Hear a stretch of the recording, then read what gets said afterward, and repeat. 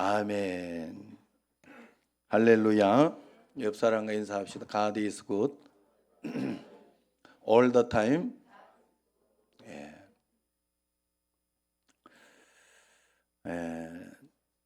오늘 또 말씀 가운데 이렇게 잘 이렇게 할 수 있도록 해주고, 오늘 어이구 탕커품이 저녁에 안 하나 보다. 오전에 일하나 보다. 그래서 우리 영상으로 이렇게 들어왔네요. 다 이렇게 하나님 은혜 가운데 영상으로 잘 들으시고, 저 밑에 대정간 우리 이정임 집사님은 영 함흥차산에 저 어디 갔는지 한 줄도 안 보이고 지금 그러네. 자, 우리 늘 하나님 말씀 가운데 예배가 있는 것은 여러분들에게 복이고 또 은혜인 줄로 알고 말씀 가운데 잘 살아가시기를 축원합니다. 자, 오늘 말씀으로 갑니다. 바하가 바흐라고 그래요. 원 발음은 바흐. 그런데 한국에 소개될 때 바하라고 소개돼서 바하. 그래서 그 음악의 아버지 그러나요? 핸델이 음악의 어머니, 바하가 음악의 아버지죠. 예? 그렇게 배웠죠? 예. 안 배웠는가 보네. 자, 그래서 그 바하가 예수님을 잘 믿었죠. 그러니까 예전에 바하, 모차르트 뭐 이런 사람들은요, 베토벤 이런 사람들은 전부 예수님 안에서 그 다 음악이 나왔어요. 그래가지고 굉장히 유명하고 좋은 어떤 그런 음악이 나왔잖아요. 그래서 할렐루야 같은 거, 할렐루야, 할렐루야, 할렐루야 막 이런 이것도 이 찬양이 나올 때는 모두가 앉아서 이렇게 찬양을 안 들었어요. 그 찬양이 들어오면 모두가 일어나서 하나님께 같이 영광을 돌리고 그렇게 찬양을 할 정도로, 그 정도로 신앙이 그 당시에는 신앙으로 전부 음악을 했어요. 그때 음악이 지금까지도 굉장히 잘 쓰임 받잖아요. 자, 그래서 거기에 보면 바하는 그래서 늘 작품 처음에 맨 앞에 JJ라고 써놨어요. J.J. 무슨 뜻이냐면 예수 유바. 그래서 예수님 도와주세요 이런 뜻이에요. 라틴어 예수 유바. 그 다음에 마지막에는 다 하고 나서 곡을 다 쓰고 나서 맨 마지막에는 SDG라고 썼어요. SDG. 솔리 데오 글로리아. 오직 이 모든 작품 하나님께 영광 돌립니다. 이런 뜻이에요. 처음과 끝을 항상 그렇게 썼어요. 저도 내 사인 이렇게 하고 할 때 JJ, SDG 이걸 쓸 때가 있어요. 너무 좋아가지고 그 글이 너무 좋아가지고 그렇게 쓸 때가 있는데, 여러분 우리가 소요리 문답 첫 번째 질문이 사람의 제일 되는 목적은 무엇이냐 이렇게 묻습니다. 소요리 문답 신앙 고백서의 첫 번째, 우리가 어떤 고백을 하고 살아야 되느냐, 그 답은 하나님을 영화롭게 하며 영원토록 그를 즐거워하는 것이다. 그렇게 이야기를 했죠. 오늘 우리의 신앙이 과연 하나님께 영광을 돌리는 그런 신앙이 맞는가 한번 살펴봐야 돼요. 내 삶의 중심이 예배요, 하나님의 말씀만이 기준점이 되고 있는가, 그것을 살펴봐야 됩니다. 오늘 말씀 16절을 이렇게 보면요, 같이 한번 읽어봅시다. 내가 복음을 부끄러워하지 아니하노니 이 복음은 모든 믿는 자에게 구원을 주시는 하나님의 능력이 됨이라. 먼저는 유대인에게요, 그리고 헬라인에게로다 그랬어요. 복음이 가장 중심이 되는 세계, 그런 삶을 이야기합니다. 지금은 복음을 부끄러워하는 그런 시대예요. 예수님 믿는 것 외에 세상적으로 잘 되는 것이 더 자랑인 세대입니다. 뭐 손흥민처럼 이렇게 돈을 많이 버는 축구로 굉장히 잘하면 그것이 더 이렇게 오히려 신앙이 되고 그걸 이렇게 보기 위해서 그게 우상이 되는, 우상이라고 하죠. 우상. 그래서 그런 시대죠. 그래서 우리의 신앙은 오직 예수님의 신앙이 되어야 된다는 게 오늘 말씀의 핵심이에요. 그래서 우리 개신교회의 신학은 솔라예요. 솔라, 오니, 오로지, 오직 이런 뜻이에요. 오직의 신학이 개신교 신학이에요. 그래서 솔라 피데, 오직 믿음으로, 또 솔라 그라시아, 오직 은혜로, 솔라 스크립투라, 오직 성경으로, 말씀으로, 솔루스 크리스투스, 이 말은 오직 예수님 한 분으로, 이게 이제 뭐 앞에 뭐의 이런 이게 틀려서 저렇게 솔라로 하다 솔루스 썼습니다만은 오직 예수님 한 분으로, 이것이 그 개혁신학, 개신교의 모토예요. 우리 개신교가 이것을 붙잡고 나온 거예요. 여기서 솔라라는 말은 모든 인간의 권위를 거부하는 신본주의 정신입니다. 교회도 시찰에도 노회도 총회도 최종 권위를, 총회가 최종 결정은 하지만 권위를 가질 수는 없어요. 모든 권위는 오직 성경 아래에 있다 하는 거, 예수님 아래에 있다는 겁니다. 솔라라는 이 말은 오직 성경이면 충분합니다 하는 그런 말이에요. 성경의 말씀 이외에 그 어떤 것도 섞여서는 안 된다는 거예요. 성경 속에 하나님의 계시, 구원 진리, 복음 전도, 성화의 길, 삶의 원리가 다 들어있어요. 내가 이 세상을 어떻게 살아가고 어떻게 세상을 섬겨야 하는 모든 것들이 하나님 말씀 안에, 성경 안에 다 들어있습니다. 여러분, 그러므로 이 땅은 언제나 우리가 구원받아야 하는 곳이, 문제 가운데 구원받아야 하고, 돈 가운데 구원받아야 되고, 질병 가운데 구원받아야 되고, 죽음 가운데 구원받아야 됩니다. 이 세상은 우리가 언제나 구원받아야 살 수 있는 것이요, 문제가 풀리고 해결돼야 살 수 있는 것이요. 그렇기 때문에 이 구원을 받는 길이 무엇이냐? 바로 성경에서 오직 예수, 오직 믿음이라고 이야기합니다. 믿음은 은혜로 기결이 됩니다. 믿음으로 하니까 거기에 내 의가 들어가려고 합니다. 그래서 믿음으로 구원받았다는 말은 오직 은혜로 구원받았다는 말이에요. 내 의가 조금 더 들어가 있지 않다는 뜻이. 그래서 내가 열심히 뭔가를 잘해가지고 내가 부자가 되고 집을 사고 이렇게 해도 그건 내 의가 아니라는 거예요. 오직 은혜라. 또 이야기를 할게요. 여기에 설명이 아주 적절하기 때문에 윤설미 집사, 자기가 하나님 앞에서 하나님 앞에서가 아니에요.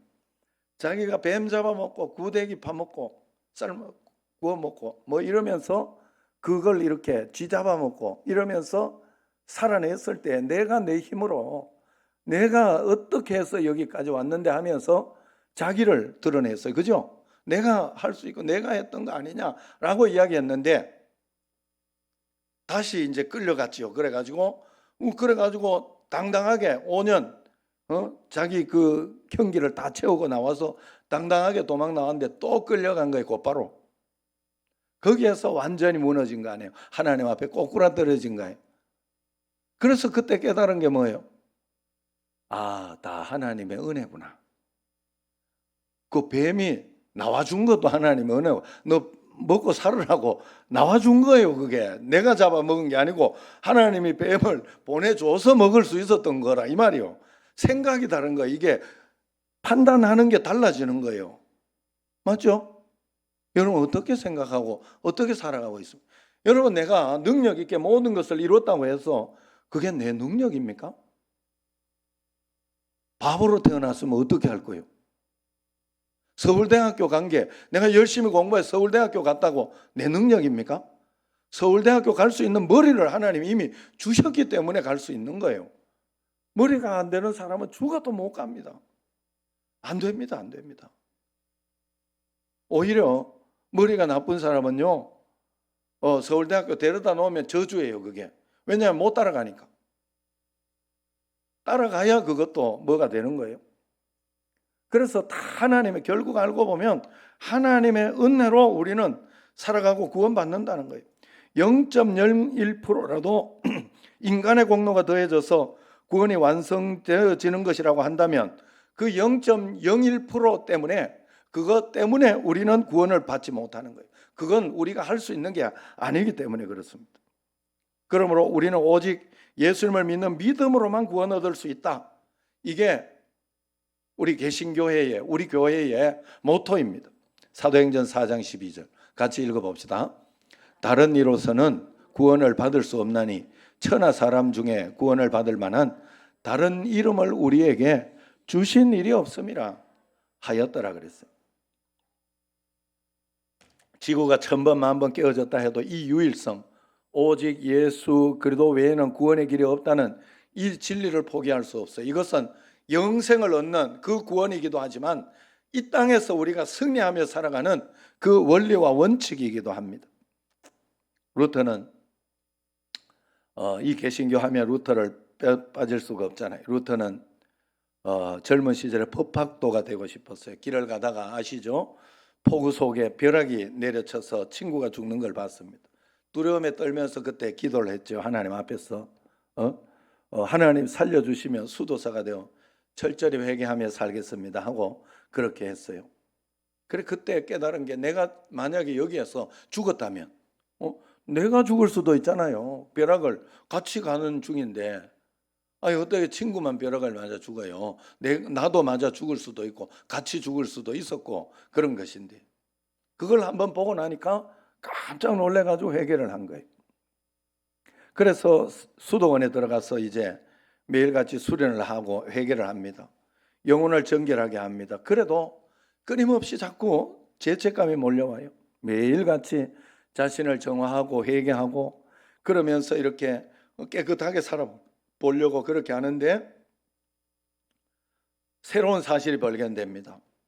회개하는 속도보다 자기가 죄를 짓는 속도가 훨씬 더 빠르다는 사실이, 매일같이 회개하는 양보다 죄의 양이 훨씬 더 많더라는 거예요. 그래서 너무 이렇게 사실은 우리가요 다 생각을 하지 않고 거기에 대해서 깊게 생각을 하지 않고 살고 아무렇게나 살아서 그렇지, 우리는 정말 죄를 많이 지어요. 조금만 뭘 잘못해도 기분 나쁘다고 미워하는 마음이 생기고요. 그러면 이미 살인죄 아닙니까? 성경적으로 살인죄 아니에요. 또 어떨 때는 게으릅니다.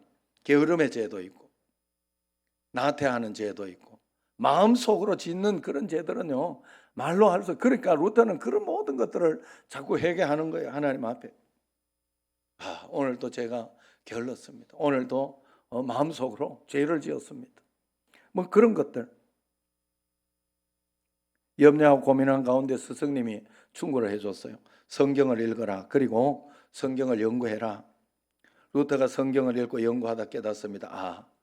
구원받는 것, 즉 의롭게 되는 것은, 내가 이 땅에 구원받는 것은 인간의 노력이나 행위로 되는 게 아니구나. 하나님의 약속의 말씀을 믿음으로 가능해지는 것이구나. 하나님이 의롭다고 인정해 주실 때만 우리가 의롭게 되는구나. 그것을 알았어요. 그래서 오직 의인은 믿음으로 말미암아 살리라, 이것을 깨달은 겁니다. 그 기치를 걸고 종교개혁을 완성할 수 있었어요. 인간이 구원받는 길은 우리 주 예수 그리스도와 연합되는 길 외에 어떤 길도 없다는 사실을 성경을 통해 확신을 가지게 된 거죠. 그래서 오늘날 개신교회가 생긴 겁니다. 이 개신교회와 그래서 오늘 가톨릭 교회를 한번 비교해 드리도록 하겠습니다. 왜 우리가 개신교회여야 하는가를 우리가 한번 알아보려고 그래요. 어떤 사람들은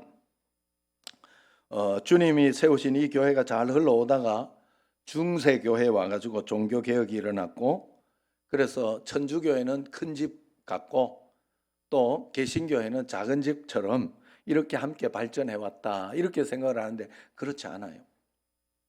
그렇지 않고요, 실상은 이래요. 주님이 세우신 그 교회가 복음과 진리의 터에 바르게 잘 성장하다가 중세에 와서 타락한 거예요. 그래서 주님이 세우지 않은 이상한 교회가 되어버렸어요. 면죄부를 파는 타락한 교회가 되었어요. 성경의 이 교회에서 벗어난 교회가 된 것이죠. 그래서 본래 교회 진리의 맥을 이어가는 복음의 피를 이어가는 교회를 만든 것이, 개혁한 것이 이 개신교회, 우리가 지금 다니는 이 개신교다 하는 것입니다. 그래서 어떻게 우리가 다른가를 한번 살펴보면요.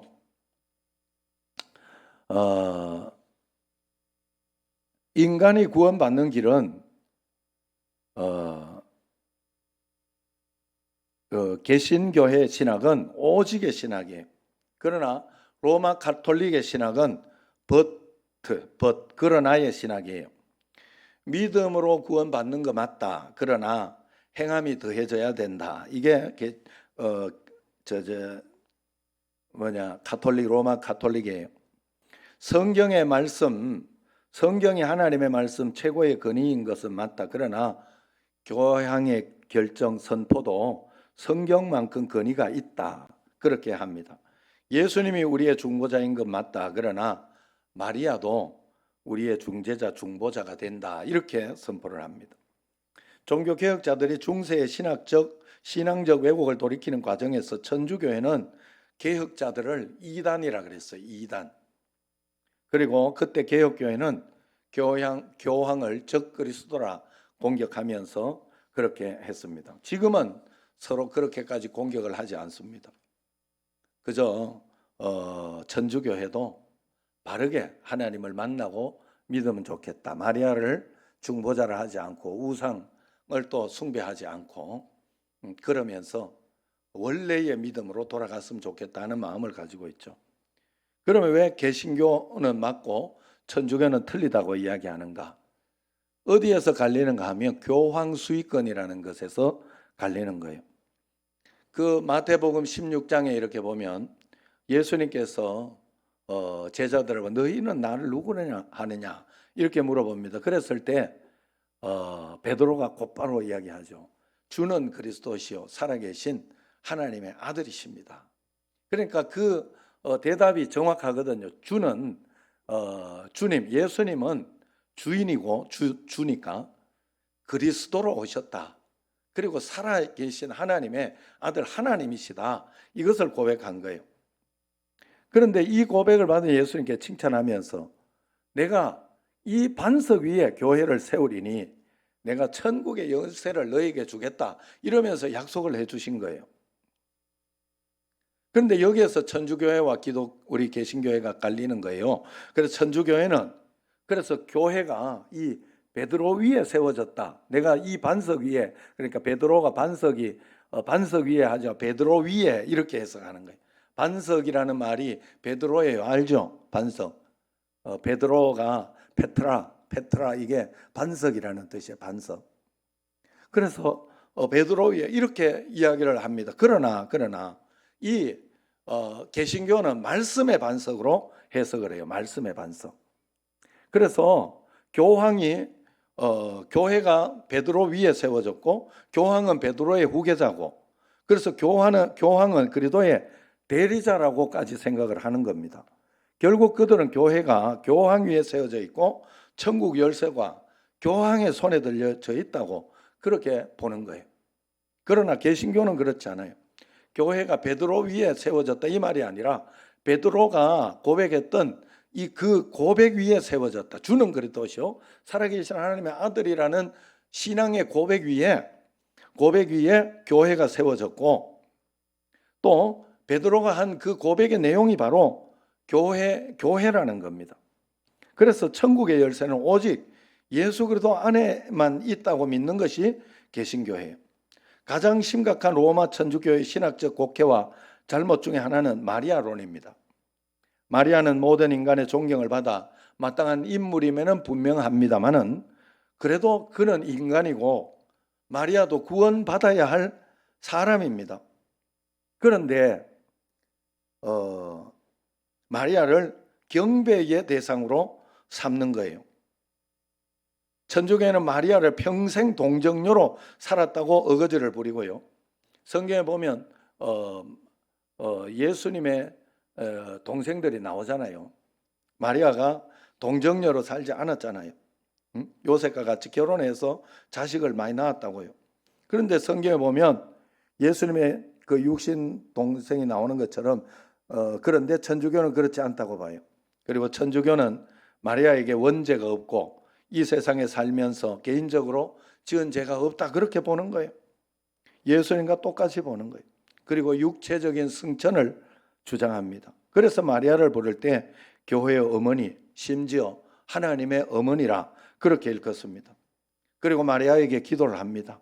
마리아의 중재자, 중보자를 주장하는 거죠. 한 걸음 더 나아가서 마리아와 함께 교황도 잘못이 없다고 교황 무오설로 이렇게 이야기를 합니다.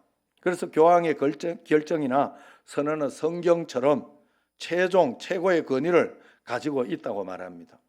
그러나 우리 개혁교회, 개신교회는 달라요. 모든 성도는 하나님께 직접 나아갈 수 있고 예배하고 하나님께 기도할 수 있다. 그렇게 고백하고 자신의 죄를 고백함으로 말미암아 성령의 내적인 확신을 통하여 의롭다 일컬음을 받고 죄 용서를 받는다고 합니다. 그래서 만인이 제사장이다. 만인 교황설 이렇게 보면 되는데 교황이 예수님이라는 것이 아니라 교황도 인간으로 하나님 앞에 존귀하고 정말로 하나님 앞에 귀한 그런 하나님의 제사장으로서의 역할 그 일을 하는 것이다 이야기를 합니다. 그래서 개신교회는 성경이 최종 권위를 가지고 있다 그렇게 이야기를 하고 그렇게 합니다. 그러나 로마 천주교회는 죄를 용서할 수 있는 권위가 성직자에게 있다고 가르칩니다. 그래서 사제가 이제 세례를 받음으로 원죄가 사함받고 고해성사를 통해서 매일같이 쌓아가는 죄를 사제가 용서해주면 용서받는 것이다 그렇게 가르치는 거예요. 이런 신학적 차이는 아마도 잘 변하지 않을 것 같아요. 오늘 우리가 가지고 있어야 할 신앙은 이런 신학이 아니라 오직의 신앙, 오직 예수님께. 그래서 기독교 개신교는 모든 성도가 직접 하나님께 나아가고 직접 하나님의 음성을 듣고 죄를 고백함으로 성령님의 내적 확신으로 직접 용서함을 받는 것이 우리 개신교입니다. 그래서 오직 의인은 믿음으로만 산다 하는 신앙이죠. 그래서 17절을 보세요. 같이 한번 읽어봅시다. 시작. 복음에는 하나님의 의가 나타나서 믿음으로 믿음에 이르게 하나니 기록된 바 오직 의인은 믿음으로 말미암아 살리라 함과 같으니라 그랬어요. 우리는 오직 믿음으로 사는데 믿음으로 살아낸 다음에 우리는 하나님의 능력을 얻어 살게 될 것입니다. 우리 민족은 하나님께 복받은 백성이에요. 복음을 전해준 초기 선교사님들 한결같이 고난받는 이 백성들의 친구가 다 되어줬습니다. 한국교회는 130년 짤막한 선교 역사 속에서 세계교회 역사상 가장 급성장한 그런 교회가 되었어요. 이 땅의 많은 종교들 가운데 가장 영향력 있는 종교가 되었습니다. 우리나라가 불교가 제일 셌었는데 지금은 그것이 그렇지 않게 되는 거죠. 세계 수많은 교회들 가운데 인구 대비 전 세계 선교사를 제일 많이 보내는 교회가 한국교회입니다. 그런데 오래전 강해 설교가 데니스 레인이 이런 말을 한 적이 있습니다.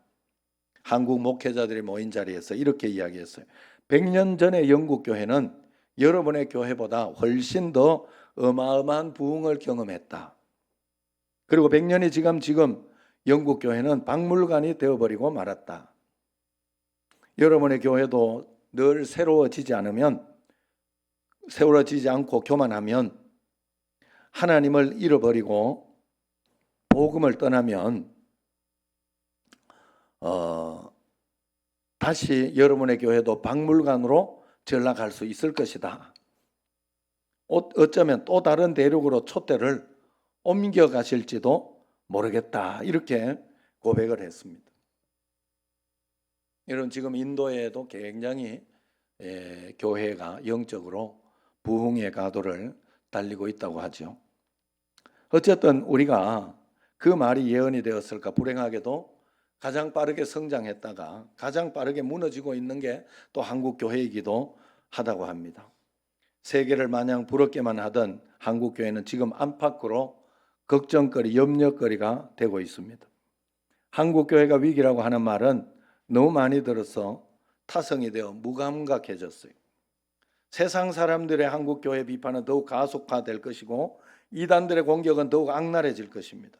타 종교의 교묘하고 음흉한 계획들이 곧 고개를 들게 될 것입니다. 지금의 위기는 교회만의 그런 위기가 아닙니다. 종교다원주의 시대로 모든 지역, 모든 영역에서 위기로 전방위적인 위기라 볼 수가 있는 거예요. 그래서 지금을 신사사시대라 이렇게 명칭을 해요. 왜냐하면 각기 자기 소견에 옳은 대로 말하고 판단합니다. 각기 소견에 옳은 대로 행동을 합니다. 확정 편향적인 그런 것이 굉장히 강해가지고 내 편은 옳고 상대편은 틀리다 그렇게 이야기를 합니다. 여러분 그래서 정치에도 그냥 쑥 빠지는 거예요. 정치적으로 내하고 맞으면 맞고 틀리면 틀리다 이렇게 이야기를 합니다. 그렇지 않습니다. 여러분 절대 그렇지 않습니다. 우리는 성경 중심적이어야 돼요. 성경에서 맞다고 하면 맞는 것으로 해요. 정치인들도 성경에 틀리다 하면 이 사람은 안 되겠다. 그래서 종교적으로 이렇게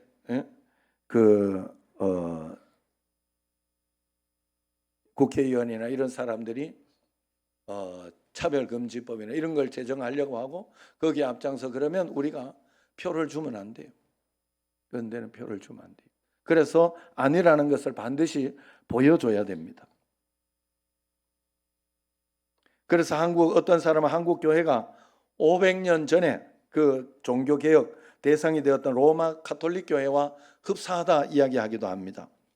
성도들의 신앙은 솔리데오 그로리아가 아니라 물질주의, 기복주의 신앙에 물들어 있고 신학은 하나님 말씀 중심이 아니라 성공주의 번영신학에 빠져버렸다고 합니다. 개혁교회가 개혁의 대상이 되는 비판을 인정할 수밖에 없게 됩니다. 개혁된 교회는 항상 개혁되어야 하고 개혁자들은 개혁되어야 한다고 이 개신교 개혁자들은 유언처럼 외쳤습니다. 개신교회는 그래서 계속해서 개혁되며 바꾸어 나가야 하는 교회가 개신교회예요. 그런데 한국교회는 그 개혁자들의 유산을 잃어버렸어요. 종교개혁자들은 본래 성경적 교회를 보기 위해 목숨을 걸었습니다. 그러므로 우리 개혁교회는 대단히 자랑스러운 교회예요. 분명히 성경적인 교회요, 복음적인 교회가 맞습니다. 그러므로 개신교회가 초대교회의 맥을 이은 그런 교회입니다. 루터와 칼뱅 종교개혁 자들은 중세 어둠의 위기를 개혁의 희망으로 바꾸어냈습니다. 미신과 세속 집단으로 전락하는 위기 속에서 주님의 심장 속에 있는 바로 그 교회를 되찾아냈던 거예요. 그래서 종교개혁을 의미하는 리폼드 처치 그러죠. 리폼드 개혁했다, 다시 만들었다 하는 그런 뜻이에요. 다시 폼을 형성했다. 거기에는 종교나 리폼드 처치 할 때 종교개혁이라는 종교라는 말이 없어요. 교회가 달라지면 세상이 달라지는 거예요. 교회는 끊임없이 변화돼야 됩니다. 그럴 때 세상이 변화돼야 된다고 뭐 이것저것 변화되는 게 아니라 계속해서 리뉴얼, 마음을 새롭게 해야 돼. 마음을 새롭게 하지 않으면 우리는 늘 도태가 되는 거예요. 늘 매너리즘에 빠지는 거예요. 매너리즘에. 여러분 부부나 가족 간에도 마찬가지예요. 우리 아내가 예쁘다, 늘 예쁘다. 우리 남편 존경스럽다, 나는 사랑한다 하는 그런 마음으로 자꾸만 가족들도 그렇고. 그래서 여러분 우리가 살아가면서 볼 때 처음에 서로 사랑해가지고 이렇게 청년 때 그렇게 사랑했던 그 사랑으로 계속 살아가려고 하면 안 돼요. 우리 첫사랑 이야기하지만 그렇게 해서는 안 돼요. 성숙하면서 성숙한 사랑이 있어요. 아기를 낳았을 때 그 기쁨과 거기에 대해서 성숙한 사랑과 감사와 평안 이런 것들을 찾아낼 수 있어야 돼요. 할렐루야. 예? 김목순 권장 올 새벽에 왜 안 왔지? 안 오는 줄 알았죠? 그랬어요. 목요일 날 또 오지 말아요. 예. 오늘 하면 내일 새벽에 안 오고 내일 수요일 하면 목요일 새벽까지 새벽기도 없어요. 그러니까 여러분들이 자유롭게 와서 기도하시는 건 좋고, 자유롭게 와서 기도하시는 건 좋고, 아니면 그냥 목사님 쉬라 했으니까 저녁 예배 잘 드리고 푹 쉬어야 되겠다 하고 쉬셔도 됩니다. 자, 어쨌든 그런 것에서 여러분들이 그래서 저녁 기도 이렇게 또 하다가 보면 어느 날 3일 저녁 기도에 하다가 이게 매너리즘에 빠져버리면 안 되네. 처음에는 은혜 받아야지, 이번 3일 동안 어떤 복을 주실까 이런 기대를 가지고 있다가 늘 똑같은 것 같은 거예요. 여러분, 늘 똑같으면 너무 감사한 줄 알아요. 맞아요, 틀려요? 현대원 집사 늘 똑같으면 옛날처럼 그렇게 내가 건강한 게 좋아, 아니면 한번 픽 쓰러지는 게 좋아? 말에 뭐 하겠어요? 말에 뭐 하겠어요? 그죠? 여러분, 그걸 우리는 늘 마음에 다시 감사하고 다시 생각해보고 그걸 꼭 마음에 가져야 돼요. 내가 불평스럽고 힘든 일이 있어도 아니다. 지금 내가 이렇게 걷고 있는, 교회 나와서 예배드리고 있는 건 참 축복이다. 자꾸 내 마음으로 이야기를 하고 다시 리뉴얼 할 때 그게 개혁되는 거예요. 그게 자꾸 바꾸는 거예요. 바다에 보리새우가 있어요. 보리새우는 계속해서 허물을 벗어야 살 수 있습니다. 어릴 때는 허물이 부드러워 쉽게 허물이 벗겨집니다. 점점 시간이 지나면서 허물이 딱딱해져 가고 벗는 텀이 점점 길어집니다. 그러다가 허물이 딱딱해져 더 이상 허물을 벗지 못하면 그 허물에 갇혀 죽는 게 보리새우라고 해요. 교회가 허물을 벗어야 살 수 있습니다. 딱딱해지는 허물 속에 갇혀서 나오지 못하면 죽는 겁니다. 변하지 않으면 죽는다는 거예요. 개혁하면 교회는 희망입니다. 그러나 개혁하지 못하면 교회는 죽을 수밖에 없어요. 오늘 우리도 신앙의 개혁을 계속 이루어 가야 돼요. 늘 하나님과 함께 새로운, 여러분, 우리는 이 땅에 계속해서 어제 했던 것 똑같은 게 없어요. 어제 예배드리고 오늘 예배드려도, 오늘 예배드리고 내일 저녁 예배드리고 그렇게 해도 2024년 12월 오늘 2일, 내일은 12월 3일, 10월 달에 11월 달에는 우리가 다니엘 기도를 해서 하지 않았고 10월 달에 똑같이 했다고 해도 2024년 10월 며칠에 했던 그 예배예요. 다 달라요. 매일매일이 새로운 예배예요. 우리 여러분들이 매일매일 일어나서 새로운 날을 받고 마지막 날을 받고 있는 거예요. 내가 거기에 무뎌져서 당연하게 생각하고 그렇게 살고 있어서 그런 거예요. 그래, 여러분 거기에 속으면 안 됩니다. 믿음으로 나아가는 훈련을 해야 돼요. 작은 것에서부터 여러분 자꾸 변화해야 되고, 성경이 맞는 성경 말씀을 따라서 내 생각이 맞다는 고집을 버리고 하나님의 말씀만이 맞다는 그 마음으로 말씀을 따라가야 됩니다. 오직 믿음으로 살아가는 훈련을 꼭 하시기를 바랍니다. 평생을 해도 이건 다 붙잡지 못해요. 하나님은 무한하시고 크시고 내 삶을 통해 성경에서 기본적으로 말씀해 주는 것이 있지만은 내 삶을 통해서 말씀하는 것은 성경을 통해서 기록한 그것이 내 말씀의 말씀이 되어 내 속에서 해주는 하나님의 음성을 계속 들어야 돼요. 이쪽으로 갈까 저쪽으로 갈까 성경에 없어요. 그러나 영적인 판단으로 하나님께서 내가 이쪽으로 가면 죄 짓는 곳이고 저쪽으로 아니다 하면 죄 안 짓는 곳, 하나님 말씀을 붙들고 이쪽으로 가야 하는 일이 매일매일 너무나 많아요. 우리는. 그래서 늘 새로워져야 하는 마음으로 살아야 됩니다. 믿음으로 우리가 살아갈 때 그 믿음의 축복을 받는 거예요. 이 믿음의 원리가 십자가의 원리죠. 십자가의 원리. 그래서 십자가의 도가 멸망하는 자들에게는 미련한 것이고 구원을 받는 우리에게는 하나님의 능력이 된다 그래서 같이 한번 읽어봅시다. 십자가의 도가 멸망하는 자들에게는 미련한 것이요 구원을 받는 우리에게는 하나님의 능력입니다. 믿음의 도가 이 말이에요. 믿음의 도가, 복음이 멸망하는 자들에게는 미련한 것이고 복음이 예수님을 믿는 우리에게, 살아있는 자, 예수님을 믿고 믿음으로 하루하루 살아가려고 하는 자에게는 축복이 된다, 이렇게 이야기하고 있습니다. 믿음이 없어 멸망하는 미련한 사람이 되지 말고 믿음으로 하나님 앞에 능력 있는 삶을 살아내는 여러분과 저가 되기를 축원합니다. 기도하겠습니다.